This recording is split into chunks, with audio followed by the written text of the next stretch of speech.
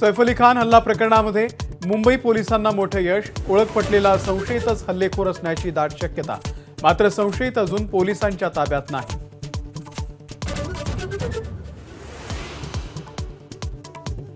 करीना कपूरचा जबाब माझ्याकडे एक्सक्लुझिव्ह। हाणामारीच्या वेळी हल्लेखोर प्रचंड आक्रमक। करीनाचा जबाब समोर असलेल्या दागिन्यांना हातही न लावल्याचं स्पष्ट।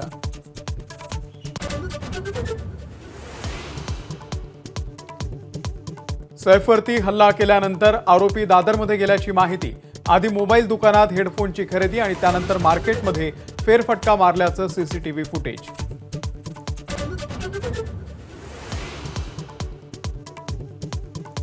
अपात्र लाडक्या बहिणींचे पैसे सरकार परत घेणार। महिला आणि बाल विकास मंत्री आदिती तटकरे यांच्याकडून जाहीर। सर्व लाडक्या बहिणींच्या पात्र अपात्रतेची छाननी सुरू असल्याची माहिती।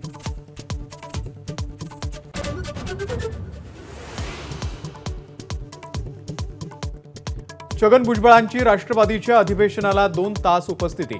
पटेल आणि तटकरेंनी विनंती केल्यानं हजेरी। अधिवेशनाला आलो म्हणजे नाराजी दूर झाली असं नाही, भुजबळांची स्पष्टोक्ती।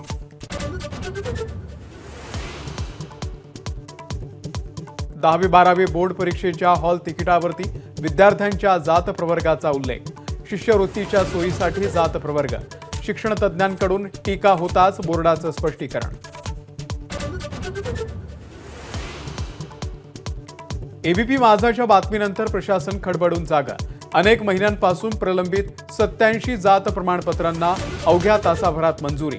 पारधी समाजातील विद्यार्थ्यांचं वास्तव एबीपीनं केलं होतं उघड।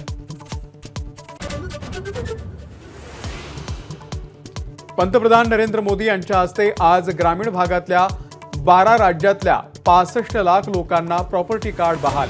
135 लाख कोटींच्या मालमत्तेची मालकी मिळणार।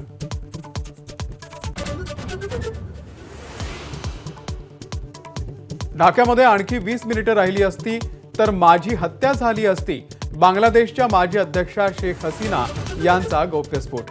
राजकीय विरोधकांनीच माझ्या हत्येचा कट आखला होता असाही केला आरोप।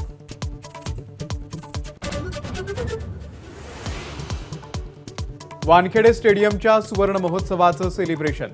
वानखेडे साकारणारे वस्तुरचनाकार शशी प्रभू यांच्यासोबत खास संवाद। तर विशेष माहितीपटातून स्टेडियमचा प्रवास उलगडणार। आज आणि उद्या दिवसभर माझावरती क्रिकेट उत्सव।